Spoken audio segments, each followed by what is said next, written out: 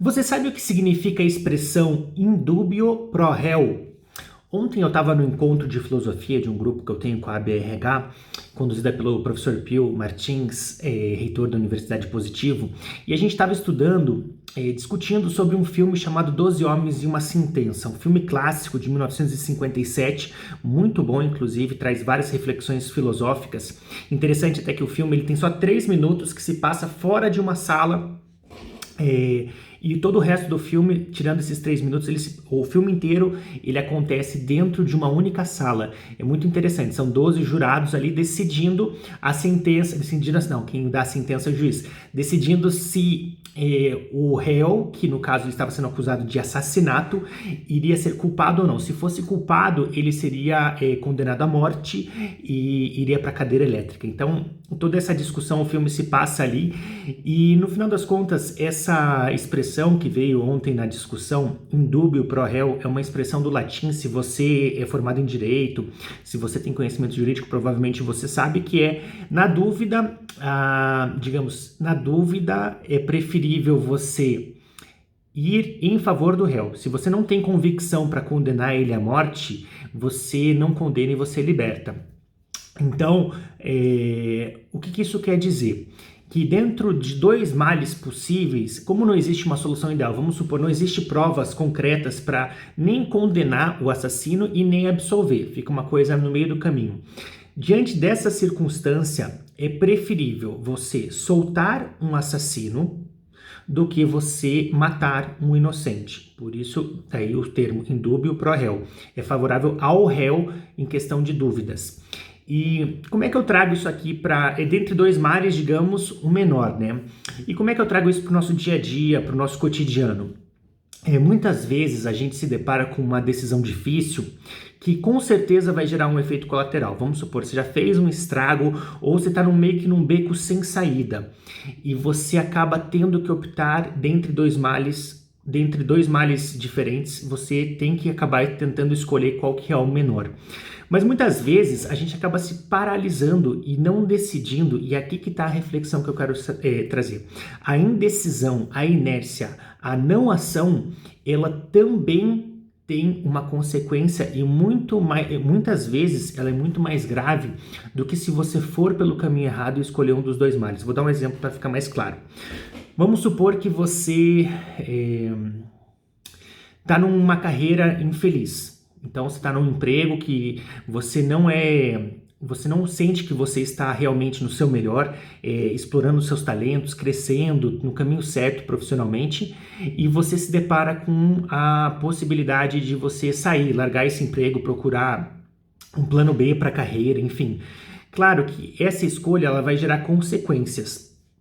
Você vai ter que recomeçar, às vezes fazer outra faculdade, procurar outro emprego, vai perder o salário, tem várias consequências negativas. E daí, por causa disso, você acaba pensando só nas consequências negativas e você acaba não agindo.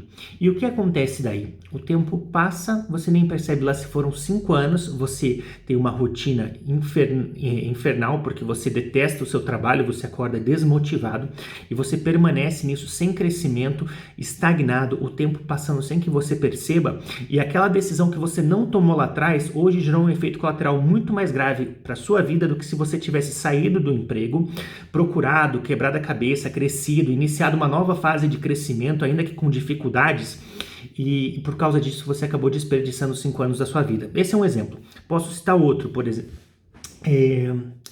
Vamos imaginar que você quer fazer um curso, uma faculdade ou alguma coisa, mas você está meio que sem dinheiro. E daí você fala, não, poxa, eu tô sem dinheiro para fazer isso agora e acaba não fazendo. Daí o tempo passa novamente, você continua gastando o seu dinheiro com coisas triviais aí, sei lá, festa, bebida, roupa, coisas que não vão agregar valor nenhum na sua vida, são só despesas. E você acaba não juntando esse dinheiro para fazer um curso que elevaria o seu valor de mercado, que você poderia ter mais possibilidades profissionais, um curso de inglês, alguma coisa assim, e mais uma vez o tempo vai passando e você não percebe. Poderia dar outro exemplo de alguém que está preso a um relacionamento abusivo também, que não consegue se libertar. São tantas os exemplos que eu poderia dar, mas a reflexão central é que a inação O fato de você não decidir por medo, por uma série de coisas, porque vamos supor, você está aqui numa encruzilhada, você está estagnado na sua vida faz tempo já e você não quer mais isso. E daí você quer mudar, só que para mudar você tem que sair da zona de conforto e para sair da zona de conforto dá medo, dá uma aflição, tem aquela vozinha que tenta dissuadir. Muitas vezes, não vou dizer todas, mas muitas vezes é melhor você mudar, quebrar a cara, aprender com o erro e crescer, do que você permanecer numa estagnação ou num caminho que você sabe que vai te levar a um lugar que não é onde você quer estar. Então, aí que está o grande custo oculto de você não agir diante de uma necessidade de mudança. A pessoa prefere ficar naquele não tá bom, mas também não tá tão ruim, e para algumas pessoas, enquanto a vida não estiver insuportavelmente infeliz, ela não vai ter aquele start para começar a mudar a carreira, o relacionamento, enfim, coisas que precisam ser mudadas na sua vida. E o que eu quero deixar aqui para você é que não chegue nesse ponto, não deixe chegar nesse ponto, porque muitas pessoas acabam percebendo, tendo esse despertar só lá na frente, de que caminharam todo esse tempo, às vezes num trabalho que não era aquele que ela sonhava ter, ou aquele que realmente ia conduzir ela ao sucesso que ela era capaz, ou a um relacionamento que realmente só fez com que ela piorasse sua autoestima, que não levava a uma vida feliz. Eu não estou dizendo que você deva desistir na primeira dificuldade no seu emprego, no seu relacionamento, mas muitas pessoas já têm um padrão claro estabelecido há muito tempo e ainda assim permanecem nessa prisão, digamos, mental, ou um hábito, uma rotina que você tenha. Então, são vários exemplos que eu poderia citar aqui.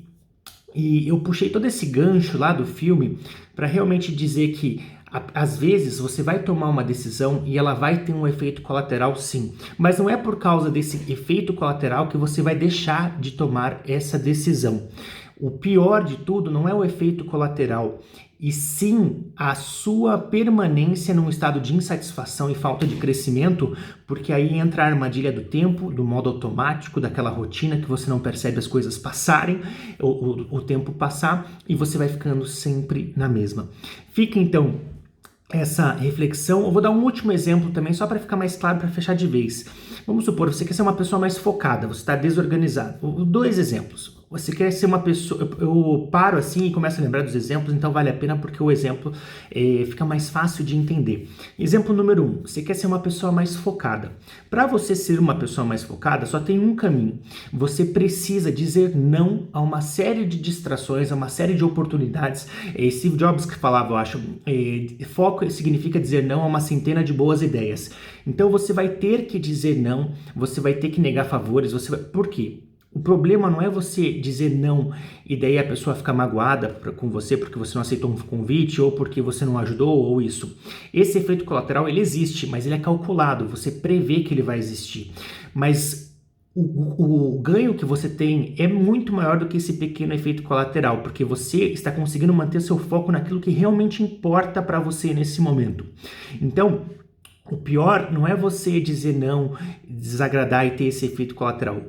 O pior é você tirar o seu foco, perder o seu foco sempre nos seus objetivos, nas suas metas, para dizer sim a uma série de demandas que surgem 24 horas por dia, em todos os momentos, e daí nunca conseguir manter seu foco e nunca conseguir caminhar em direção aos seus objetivos. Então, o dizer não, ele gera um efeito colateral, mas o ganho dele é muito maior. E o segundo exemplo que eu ia dizer, você quer ser mais organizado, você quer ter um ambiente mais organizado. Tua casa é uma bagunça, teu escritório, teu carro. Para você conseguir ser organizado, você precisa se livrar de um monte de tralha, um monte de coisas ali que não te agregam nada. Eu até sou muito simpatizante da filosofia essencialista, minimalista. Você ter só aquilo que é essencial para você poder purificar seu ambiente, para você poder só ter coisas que você gosta realmente e não ficar juntando um monte de tralha. Daí você quer então ter um ambiente organizado. Ou você tem muitas coisas, ou você tem um ambiente organizado. Ou a não ser que você tenha, vamos supor, você tem um quarto pequeno, um apartamento pequeno. Não adianta você ter muitas coisas e querer ser organizado. Para você conseguir organizar, deixar aquele ambiente com leveza, você vai ter que jogar fora um monte de coisa. E aí a pessoa fica, não, mas isso eu não posso jogar, isso eu não posso jogar, e se eu precisar disso depois, e não sei o quê. E daí a pessoa, por causa do medo, desse pequeno efeito colateral de você ter que se desfazer de certas coisas que você nem usa, tipo, às vezes você não tá ali a roupa 12 meses sem usar e você não quer se desfazer dela, porque um dia você pode querer usar. E daí a pessoa, não querendo evitar esse efeito colateral, o que que ela faz? Ela acaba não jogando fora e permanecendo em uma vida bagunçada, uma vida cheia de bagunça, falando, poxa, não consigo ser organizado, queria tanto ter um ambiente clean, queria tanto ser organizado, mas não está disposto a pagar o preço. Tudo vai gerar um efeito colateral. Toda escolha corresponde a uma renúncia. Acho que é a frase que simboliza a reflexão que eu quero passar nesse vídeo. Então, pense, toda escolha corresponde a uma renúncia. Aceite o efeito colateral, aceite esse efeito colateral calculado, porque muitas vezes o ganho que você vai ter é 1000 vezes maior do que esse efeito colateral, e o pior é justamente você fazer o contrário, com medo desse pequeno efeito colateral continuar arrastando a sua vida de uma maneira que você não gosta. Fica então essa reflexão. Se você gostou, eu peço que você deixe seu like, compartilhe, né? Se inscreva no meu canal, me segue no Instagram. E se você quiser conhecer mais sobre mim e o meu trabalho de desenvolvimento pessoal, acesse paulomachado.com. Um grande abraço e um ótimo final de semana a você.